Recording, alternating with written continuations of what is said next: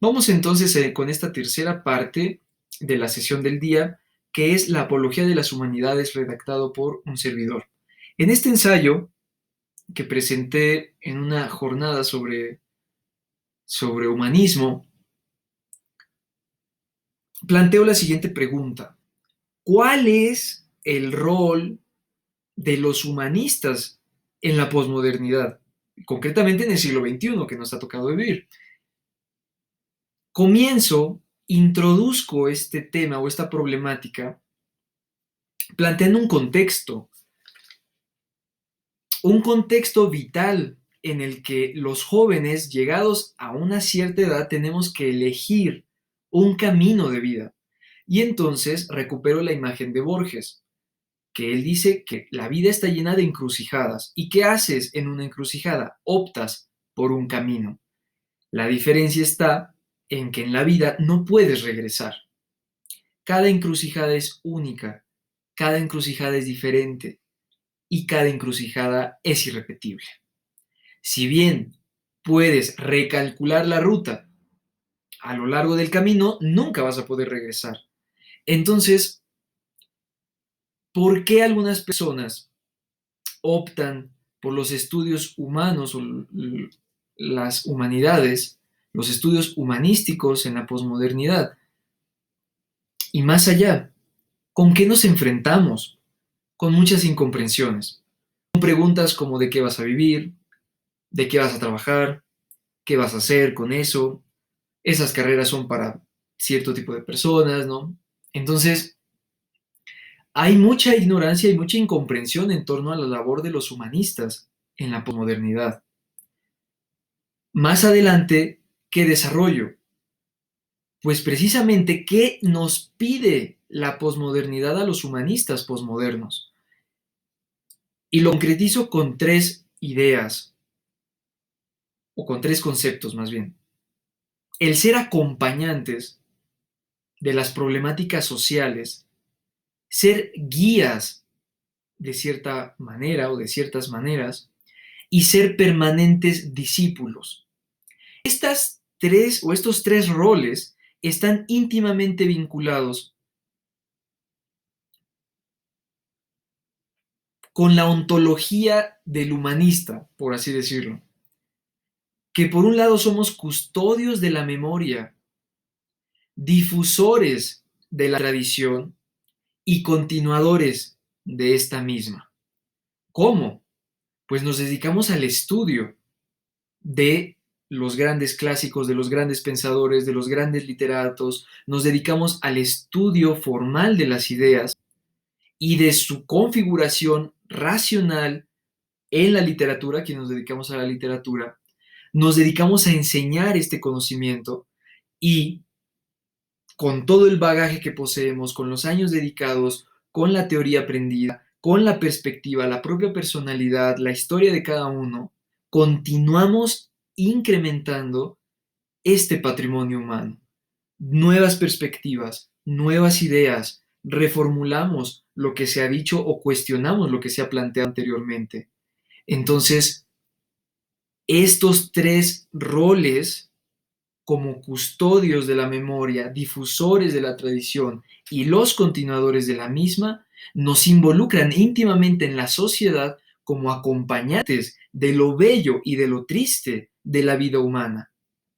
Y que a quienes quieran encontrar en los estudios humanísticos sentido a las experiencias humanas, nosotros fungimos de guías en este acercamiento o en estos acercamientos a las materias humanísticas y siempre en actitud de discípulos. Discípulos en el sentido no religioso, sino en el sentido sí que conserva la dimensión sagrada y sobre todo un valor muy importante de carácter que Miguel León Portilla ya destacaba cuando él describía al humanista. Y él decía que el humanista debía tener tres cualidades. Debía tener, perdón, buen humor, tenía que ser honesto y tenía que ser humilde. ¿Qué significa ser humilde? Teresa de Jesús en sus Moradas explica con bastante claridad este concepto y es saberse, ¿de acuerdo? Es caminar en la verdad, es lo que dice Teresa. ¿Cómo podríamos entender o traducir esto? Es reconocerse, saber las propias limitaciones y saber las propias cualidades y saber ante qué nos enfrentamos, cuáles son los límites de la capacidad humana. En ese sentido, Sor Juana y Sócrates son ejemplos perfectos de este ser constantes discípulos en un caminar completamente erudito. ¿Por qué el oráculo dice que Sócrates es el hombre más sabio de la polis? Porque él reconoce que es ignorante. Y de la misma manera, Sor Juana, en la Tenagórica, en la respuesta a Sor Filotea, en el poema número 2, finjamos triste pensamiento, que soy feliz un rato. Ella plantea la limitante constante del entendimiento humano y entonces se reconoce en su lugar como criatura limitada al acceso pleno, completo de todo el conocimiento y de toda la sabiduría humana. Entonces es saberse discípulo en compañía de otros discípulos, nunca maestros. A los chicos normalmente en la licenciatura les repito siempre esto, y que es consuelo también en el camino de los estudios. Los verdaderos profesores, y no porque los profesores de carne y hueso no sean profesores, sino quienes nos enseñan la tradición son los libros, son los autores, son los textos, y los profesores, los catedráticos, son estos guías, acompañantes, y en el mejor de los casos, permanentes discípulos que acompañan a los neófitos en este descubrimiento de los grandes o de las grandes personalidades, los hombros de los gigantes en quienes vamos montados. Entonces, el humanista es esta conciencia social que funge de acompañante, de guía y de discípulo con permanente, porque es custodio de la memoria, difusor y continuador de la tradición humana. Por lo tanto, la propuesta que planteo es que el humanista tiene que reconocerse en estos lugares, en estos sentidos, abrirse paso en el mundo posmoderno para recordarle a la sociedad cuál es el rol que nos compete en una sociedad en el que imperan otros valores. ¿Cuál es la conclusión de este argumento, de esta idea? Que tiene una trascendencia, que tiene una trascendencia, que tiene un vínculo íntimo con el reconocerse ser o seres humanos, que poseemos un patrimonio cultural, que somos seres históricos con antecedentes y que el ser humanos nos hace miembros de una familia, ¿de acuerdo? Una familia que trasciende tiempos y trasciende espacios.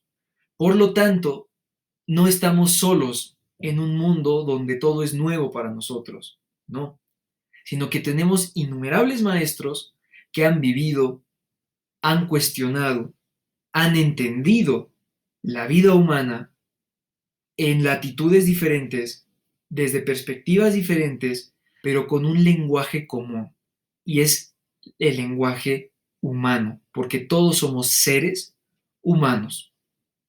Además, pues de toda la serie de capacidades que uno puede desarrollar por medio de los conocimientos humanísticos, esta conciencia nos lleva a ejercitar la capacidad de análisis, de síntesis, de comparación, de asociación, de resumen, de crítica, de análisis.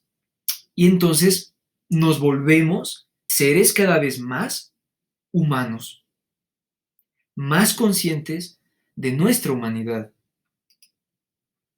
Y con eso termino esta propuesta afirmando que la apología de las humanidades no solamente tiene que ver en este sentido de las disciplinas humanísticas, que quizás en algún momento se distancien del conocimiento universitario y encuentren otros lugares donde gestarse y continuarse, sino que también tiene que ver con las diferentes maneras de ser humanos, de proceder de maneras humanistas o humanista, una manera de ser humanista en el mundo, una manera de ser en el mundo. Entonces, la apología de las humanidades no solamente es una defensa en torno a las ciencias del espíritu, siguiendo el discurso de Dilthey, sino también una defensa de las diferentes maneras de ser humanos en el mundo, de dedicarnos, de cultivarnos, de elaborar, de ser, de trabajarnos en un mundo donde compartimos no solamente la condición humana, sino que somos un mosaico enorme de humanidades, que compartimos humanidad. Si tienen algún comentario, tienen alguna duda o pregunta, pues les agradezco que me lo compartan por correo o por inbox, ¿de acuerdo? Muchísimas gracias y seguimos con la última parte de esta sesión.